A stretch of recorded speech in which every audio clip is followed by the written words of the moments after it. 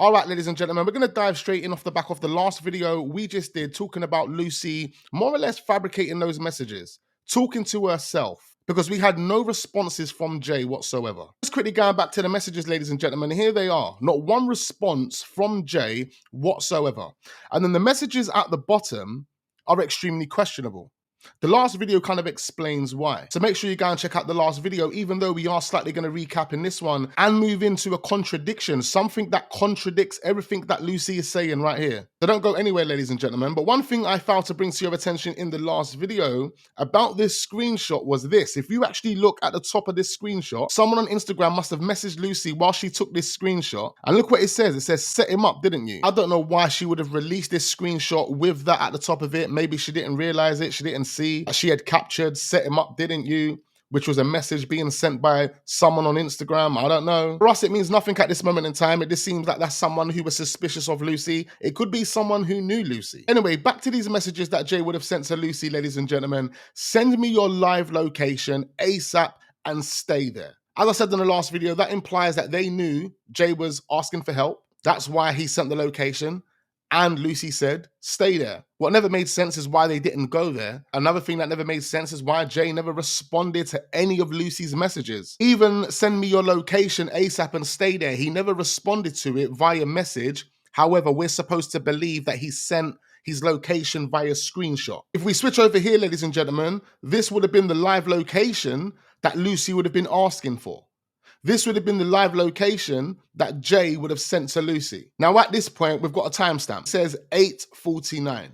Now, according to DCI Higgins, Jay's phone died at 8:51. You see, the only problem we're going to have right now is it says at the bottom here, Jay SLATER updated 28 minutes ago. So if Jay's phone updated 28 minutes ago, ladies and gentlemen, 28 minutes prior to 8:49 would make it 8:21. So again, 8:21, if it was updated 28 minutes ago and that would have made it 8:21, it means that would have been Jay's last live location ping. It means it puts him at this location, not at 8:49, it puts him there at 8:21. See, with iPhones, if you're actively using your iPhone, it updates every 15 minutes, which means there should never have been a 28-minute gap between 8:21 and 8:49 if Jay was actively using his phone. So if it was 8:21 when his phone last updated, how is it possible that he sends his location at 8:49 without his phone updating?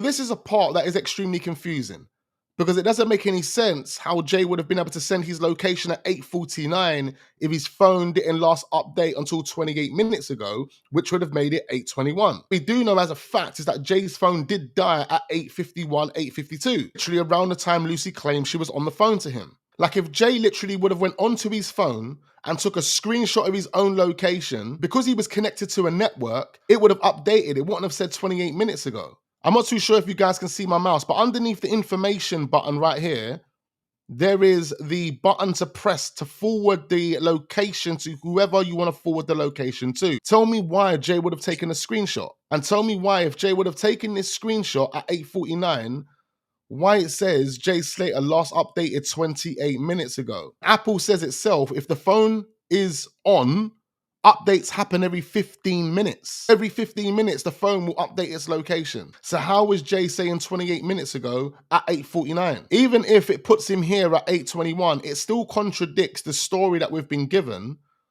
I mean, his phone left the Airbnb or starts walking up the Worley Road at 7:47. So all in all, ladies and gentlemen, that's 33 minutes.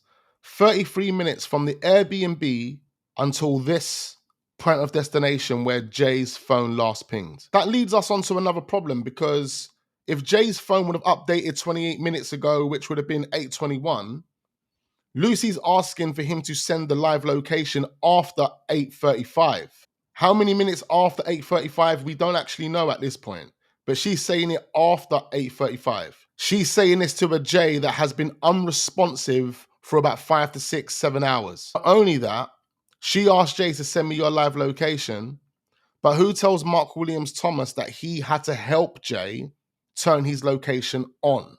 Brandon. So we've got 3 people, ladies and gentlemen, Brad, Brandon, and Lucy. All 3 of them have used the location card. They've played that location card, all three of them.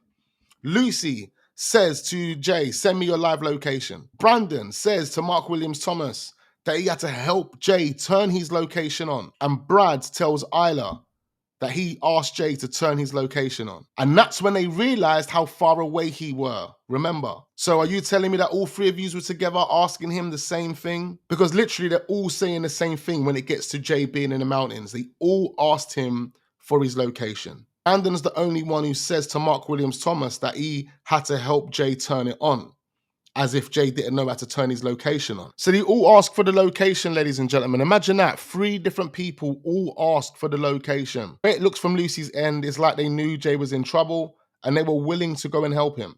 But for whatever reason, they just never went there. They got the location from Jay and was like, yeah, now we know he's there. We're just gonna leave him. Their actions actually speak louder than words. It tells me all I need to know. The reason why they never went there is because they knew Jay was already dead.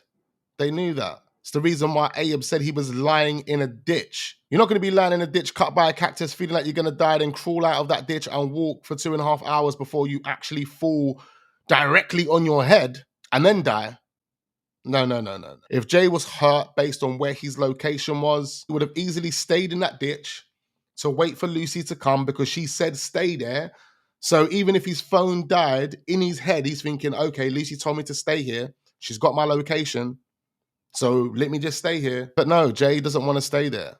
And this is the reason why Mark Williams Thomas said he feared for his life. It makes no sense any other way. Jay must have feared for his life at that point, which is the reason why he made those decisions. I mean, the only logical explanation is that he thought someone was after him. He thought someone was coming for him. And then you've got that unsent message to Brad. That doesn't make any sense because they had Jay's location. They all asked for the location. Brandon helped Jay turn on his location. He sent that location to Lucy. And although his phone died, there was an unsent message to Brad saying, I don't think I'm going to make it. Again, the story had been painted to make it look like it was all on Jay. Jay got himself into this situation.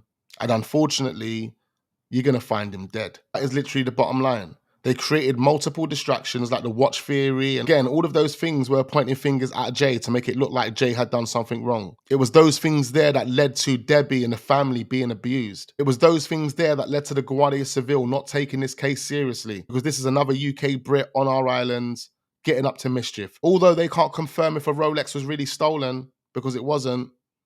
From their perspective, this is still a young teen that's getting up to mischief. You got to think, ladies and gentlemen, if Jay would have sent that location at 8:49 and then his phone died whilst he was on the phone to Lucy, how the hell did he write that message? How did he draft that message to Brad? I don't think I'm going to make it. This is someone who died instantaneously. This is someone who never knew they were going to die. They never saw it coming. I mean, what these messages prove, ladies and gentlemen, is that Lucy was talking to herself because Jay wasn't responding. Jay never responded to any of the messages that Lucy was sending to him throughout the night, but they want us to believe, without acknowledging the message, he would have sent her his live location. The location that says last updated 28 minutes ago. All 3 of them tell us the same thing about his location. Jay was right next to the road, as we saw in yesterday's video.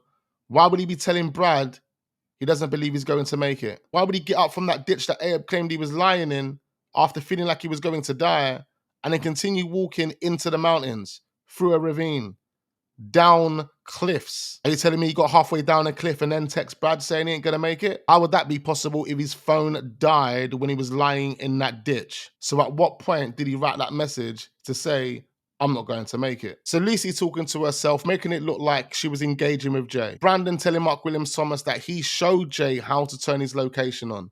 I think that right there, you need to listen to what he's actually saying. I think he tells us everything we need to know. He didn't tell Jay how to turn his location on. He's probably the one that did turn the location on. And then you had Brad also saying, turn your location on. He advised him to get a taxi. Remember? Brad's advising him to get a taxi, although we're being told by Abe and Lucy initially that Jay was cut by a cactus, lying in a ditch, feeling like he's going to die.